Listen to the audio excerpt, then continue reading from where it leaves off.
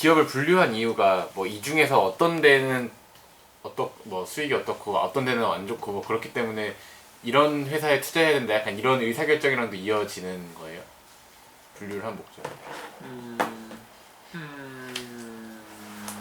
아니면 그냥 일단 좀 더 기회를 잘 이해해보자 정도.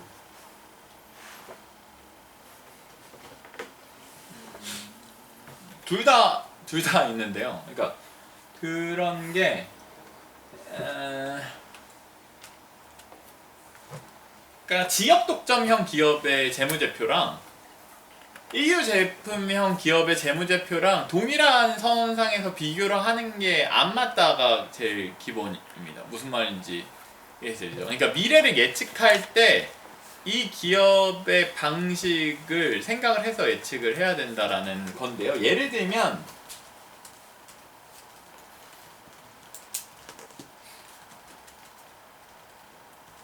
그런 거예요. 의대 애가 시험을 보고 학점을 잘 받는 거랑 미대 애가 시험을 잘 보는 애랑 우리가 둘 다 얘기해보고 얘가 학과에서 시험을 잘 볼지 안 볼지를 예측한다고 합시다. 그러면 똑같은 기준을 대면 안 된다라는 거죠. 무슨 얘기인지 알겠죠? 그게 분류의 기준이에요. 얘가 어느 대학에 다니고 있는지를 이해하는 관점. 이해되죠? 그러니까 누가 똑똑한지에 대한 평가를 다르게 해야 되기 때문입니다.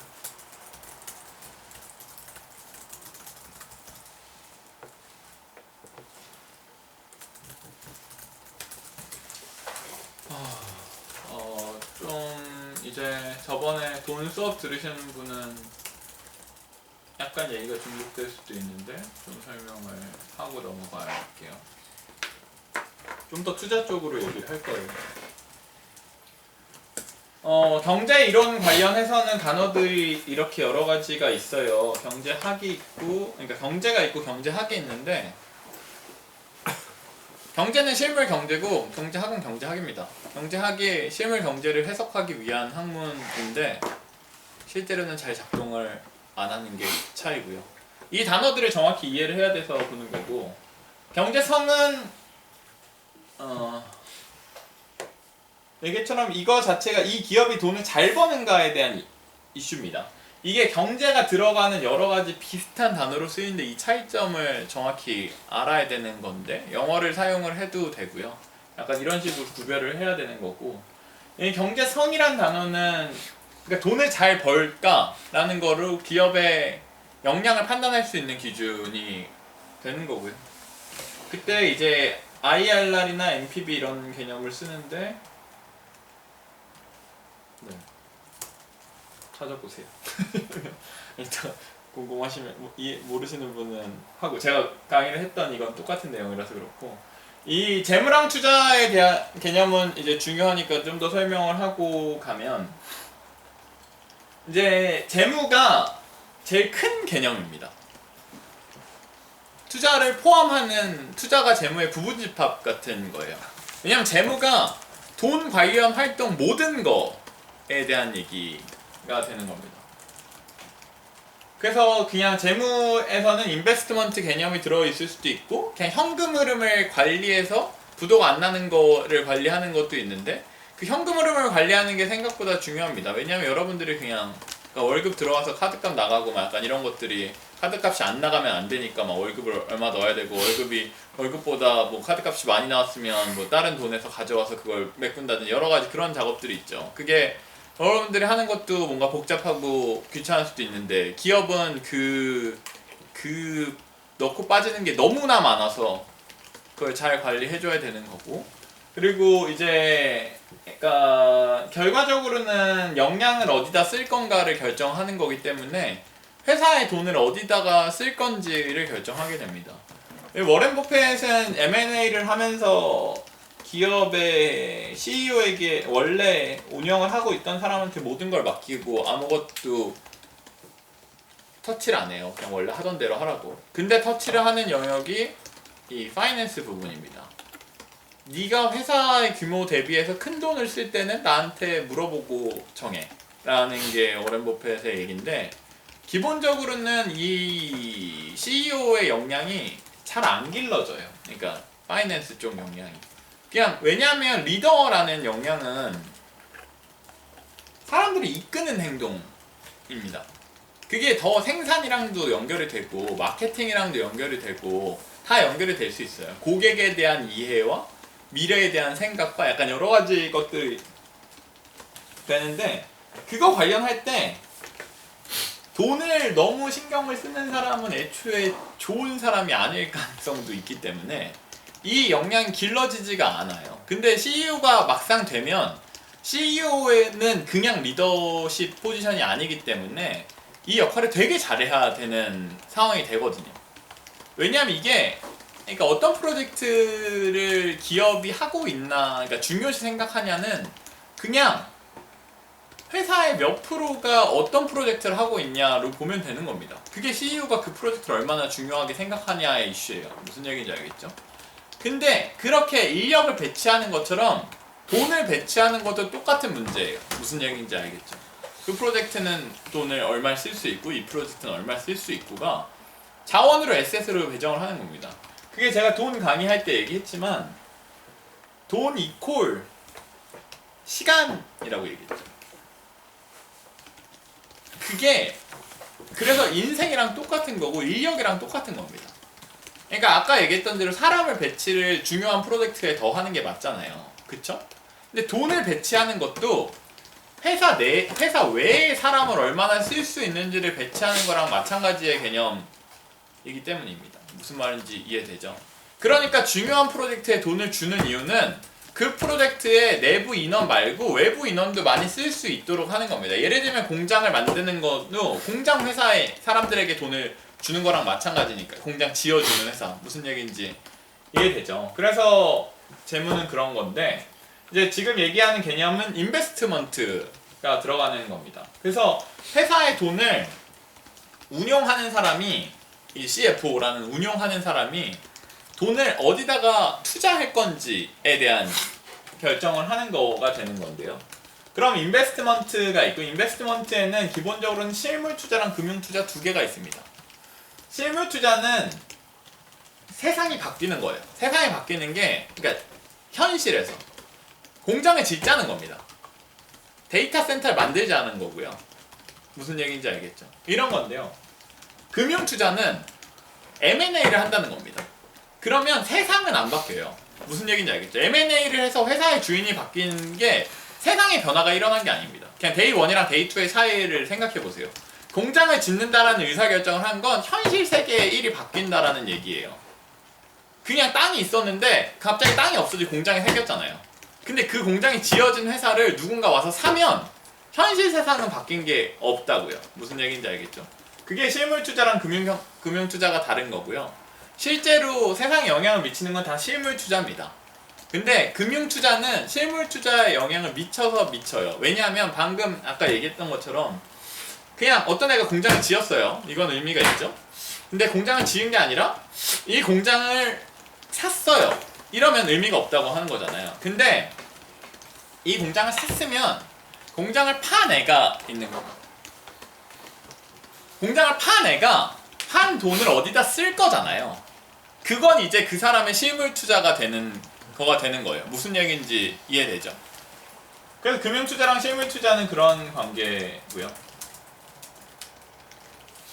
그래서 금융 투자에선 유상증자라는 거를 해서 주식을 그러니까 추가로 발행을 하고 사람들의 돈을 모아서 공장을 1,000억 지었다 라고 했을 때 이 유상증자에 누군가 1,000억을 넣은 거는 누군가의 금융투자고 이 금융투자를 받아서 공장을 지었다가 실물투자가 되는 겁니다.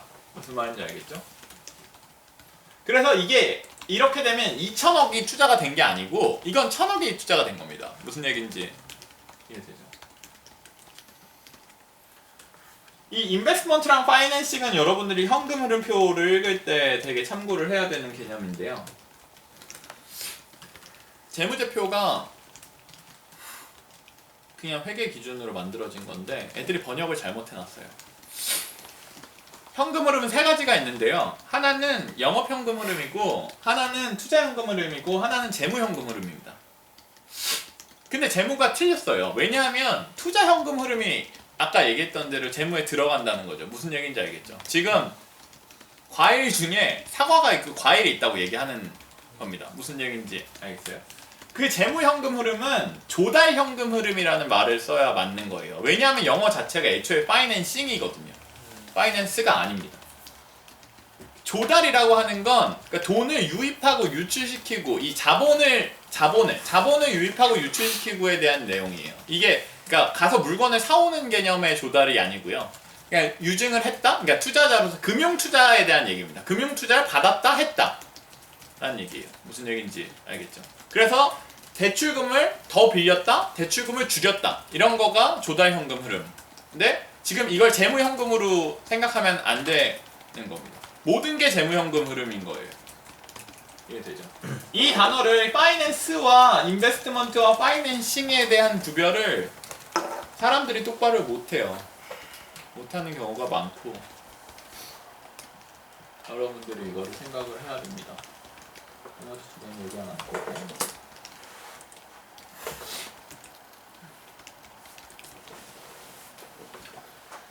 경제 실제에 대한 얘기를 할 건데요.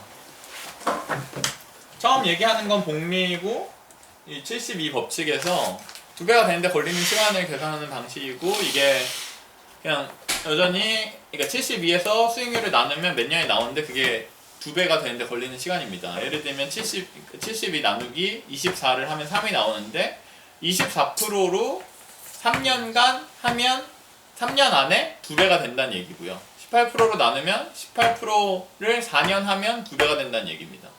무슨 얘기인지 알겠죠? 그러면 10%로 수익률을 내면 몇 년 걸려요? 2배가 되는데? 그렇죠? 7.2년이죠? 그러면 2배가 되는데 5년이 걸렸다면 수익률이 몇 프로예요? 14.4? 무슨 얘기인지 알겠죠? 나눗셈 할 수 있다고 믿습니다. 네. 그리고 이제 리스크에 대한 건 여전히 계속 얘기하지만 리스크 그 표 기억나죠? 변동성이 있고 불확실성이 있고 무지가 중요합니다. 그래서 워렌 버핏이 계속 얘기하는 게 이게 제일 위험한 상황이기 때문에 인지의 범위라는 게 중요하다는 겁니다. 이거 자체가 예를 들면 마차 회사에 투자했는데 이 다음이 누군가 자동차를 만들고 있다는 사실을 모르는 게 무지인데 이런 거가 그냥 마차 회사를 분석해서 나오는 게 아니에요. 무슨 얘기인지 알겠죠? 경쟁사도 보고 마차 회사도 봤고 막 내가 봐야 할 거라고 생각한 많은 것들을 봤는데 자동차가 뿅 나오면 개망하는 겁니다. 무슨 얘기인지 아시겠죠? 그렇기 때문에 그게 그러니까 대체제라는 게 있을까? 약간 이런 거에 대한 가능성을 열어두는 여러 가지 생각 같은 것들이 되는 거고요. 그거는 역사를 봐야 돼요. 그냥 1등이었다 뒤집힌 사례들이 많이 있잖아요. 왜 뒤집혔냐는 겁니다. 왜 마차가 없어졌냐라는 거에 대한 인식이 있어야 그냥 내가 다음에는 LG전자에 투자를 해서 LG전자가 피처폰을 엄청 잘 만들었어서 LG전자가 승승장구하고 있는데 스마트폰이 나왔을 때 LG전자 망하겠네 라는 생각을 할 수 있어야 된다는 겁니다. 그게 마차 회사를 떠올려야 생각이 들 수 있다는 거죠. 이해되죠? 투자에 의해서 확률이 진짜 중요하고 인생에 있어서 확률이 진짜 중요한데 저는 완벽한 경험론자인데 그 완벽한 경험론자라는 게 그래요. 제가 회사에서 뭔가 혼이 난 적이 있는데 약간 저희 팀이 한 10명이에요. 근데 한 7명쯤 누굴 가서 그러니까 만나고 온 거예요. 그런데 막 그 부서 사람들은 이래, 그 부서 사람들은 이래, 약간 이렇게 얘기를 한 겁니다. 근데 회의에서 그렇게 얘기를 했어요. 근데 이제 그 부서에 대한 우리 부서의 대응 방안을 정해야 되는데 어떻게 정할까? 라고 했을 때 제가 아무 말도 안 하고 있었어요. 그러더니 네 생각은 뭐니? 라고 했을 때 전 그 사람들을 만나본 적이 없어서 모르겠는데요 라고 얘기했거든요. 그랬더니 자기네들이 지금 7명을 만나고 와서 자기네들의 견해를 지금 나한테 얘기했는데 무슨 말인지 알겠죠? 제가 안 믿은 거죠. 나 안 봤으니까 무슨 말인지 이해되죠? 그게 그냥 그 사람이 듣기엔 이제 그러니까 자기의 견해가 무시당했다는 걸 아니까 기분 나쁘잖아요. 무슨 말인지 알겠죠? 그럼에도 불구하고 반대로 경험을 부정합니다. 왜냐하면 이거는 여러분들이 정말 확률에 대해 믿는다면 과학이 발전하는 방식이 중요한 개념이 있어요. 하나는 재현성이고 하나는 반복성인데, 하나는 내가 똑같은 결론을 또 낼 수 있어에 대한 문제고, 하나는 내가 범규한테 이 방법을 얘기했을 때 범규가 나랑 똑같은 결론을 낼 수 있어에 대한 얘기입니다. 무슨 얘기인지 알아요? 과학적 합리성이라는 건 이 두 가지 현상을 갖고 발전을 하는 거예요. 근데 내 경험이 이게 진짜 확률을 믿고 안 믿고에 대한 문제에서 진짜 재현 가능하고 반복 가능하다는 얘기입니다. 근데 법칙을 찾아낼 때는 과학에서 실험을 할 때 제일 어려운 게 뭐냐면 통제 변인이에요. 통제 변인이라는 게 저희 그냥 여러 가지 설문조사를 할 때 나는 기존에 그러니까 이런 거예요.